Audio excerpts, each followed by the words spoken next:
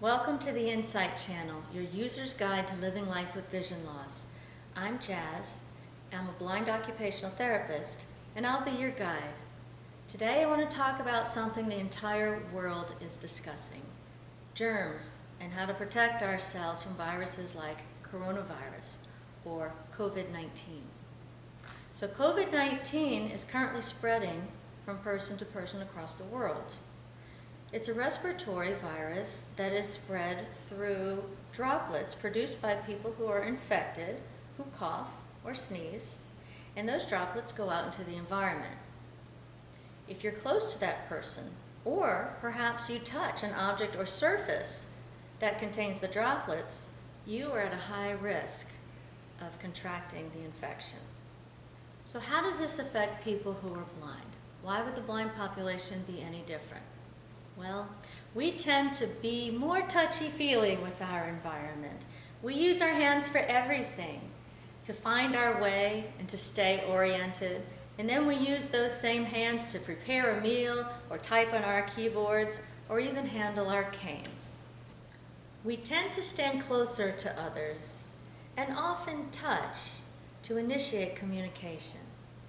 So because of our natural tendency to accommodate for vision loss through touch and closeness to others, it's important that we follow these simple tips to stay healthy and protect ourselves and others from germs like the flu and coronavirus. First, stay in your bubble. People who are at the highest risk for contracting COVID-19 have come in close contact with someone who's already had the disease. You need to stay 6 feet away from somebody to stay out of the radius of infection, especially if that person sounds like they might be sick. So put your ears to work. Pay attention to your environment. Someone who is sick makes a very distinct sound. You may hear shortness of breath, coughing. Of course, you can hear nasal congestion. If it's someone you know, you'll hear the sound coming out of their throat will sound differently. So make your ears work for you and give yourself a lot of distance between others who may be sick. Also, put your cane to work. Use your cane to locate others and judge the distance between yourself and them. And hey, a tap on the foot to get someone's attention is just as useful as a tap on the shoulder. Next, if you're ill, have a fever, shortness of breath, coughing, sneezing, stay home. Don't go to work. Stay home and reduce contact with others. Quarantine yourself to protect your friends and family from your germs. Essentially, imagine a bubble around each person. You don't want your bubble to ever intrude on other people's bubbles unless you absolutely have to. So take care of yourself, brush up your independent skills, and get your cane working for yourself. Next, put your nose to work. There's a lot of information you can get from your olfactory senses. When you walk into an environment, you can tell if that environment is clean and well taken care of.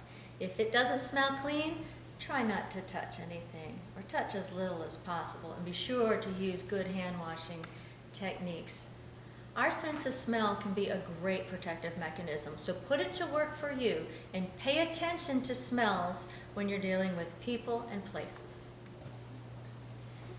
Think before you touch. I tend to be a bit of a germaphobe myself, and as you know from other episodes, I'm very visual, even though I can't see. So I'm always envisioning, how many people have touched this, and how often do you think it gets cleaned before I put my hands on it? Think of when you go in public, all of the things that you touch throughout the day. Handrails, elevator buttons, public signs in Braille, poles on public transit, seat belts on public transit, electronics, and money. it's always best if you can use parts of your body other than the front of your hands to touch things, because the front of our hands are what we use to touch our face, and that's part of the problem.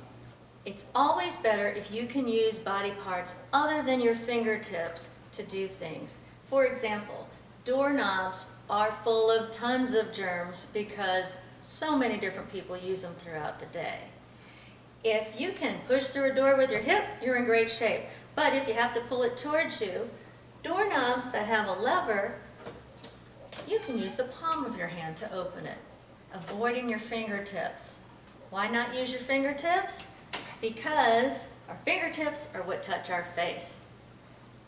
Our eyes, our nose, our mouth, that's the portal germs use to get into our system. So we need to not touch our face. We do it all throughout the day without even thinking. So keep your hands busy if you have to. You know, there's a statistic that says that the average person touches their face 3,000 times in a day. 3,000 times, that's a lot. So keep your hands busy and stop touching. Get a fidget if you have to. I always keep something on me to keep my hands from touching my face as much as possible. Also, if you have to scratch or rub something on your face because you've got an itch, grab a tissue. Keep tissues close. That creates a nice barrier between your fingers and your face. If you cough or sneeze, use that tissue, throw it away. Great protective mechanism. Also, you can use the bend of your elbow. If you don't have a tissue, use your elbow. You can also use your clothing if you absolutely have to scratch or rub.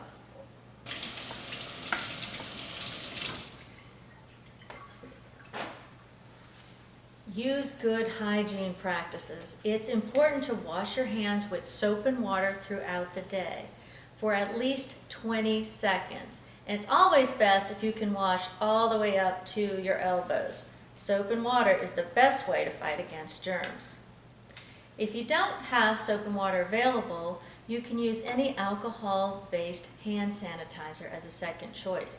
Keep some in your bag or your purse or your pocket with you throughout the day.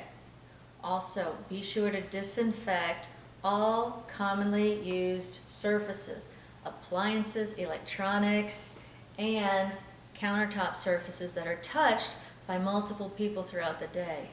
Oh, and your own electronics. They need to be disinfected at least once a day or several times a day if you can, because think of all the things you touch before you go and touch those appliances. And lastly, if you wash your hands throughout the day, your skin's going to have a tendency to dry out. So get a good moisturizer to keep your skin moist and healthy and keep it from cracking, because cracked skin can also be a way for germs to get into your system. Lastly, contain your cane. Think about what the tip of your cane encounters throughout the day. Walking in the street, on sidewalks, through the mud, through restaurants, and even restroom floors. You would never want the tip of your cane to then be placed onto any surface where people are going to touch it with their hands or deal with food. So never, ever put your cane onto a tabletop surface or a countertop surface. Etiquette says that you should put your cane at your feet underneath your chair. That's great, not always great for germs though. If you have an opportunity to keep your cane straight and lean it up against a corner or a doorway close by, that's always going to be best, especially when dealing with germs. But if you do have to fold it up, try to put it in a purse or bag on the back of your chair with the cane tip sticking up like this. That will keep it off the floor and give it a less chance to collect germs. Now, I actually sometimes, because I've got a telescopic cane, they tend to be a little bit smaller and compact. I like to put it underneath my thigh when I'm sitting on a chair, and it keeps it off the floor, out of the way, and a little cleaner. Just remember, Don't ever put your cane into your bag or purse without cleaning the tip, because you're just going to fill that bag full of all the germs that your tip picked up throughout the day. And always be sure to clean the handle on a daily basis to protect yourself from germs. So now you have insight on how it works. Awareness is the best protection. Defend yourself against germs like the flu or coronavirus by using your senses, especially your common sense, and follow these 7 steps. First, stay in your bubble. Try to keep at least 6 feet between you and others. Second, use your ears. Pay attention to the sounds in your environment so you can stay clear of people who sound like they may be sick. Third, put your nose to work. Use your sense of smell to determine how clean or healthy the environment is. 4, think before you touch, and try to use the back of your hand, forearm, or elbow instead of using your fingertips when possible. 5, don't touch your face. If you need to scratch or touch your face, use a tissue as a barrier and then throw it away. 6, use good hygiene practices. Wash your hands with soap and water throughout the day, and disinfect the surfaces all around you. 7, contain your cane.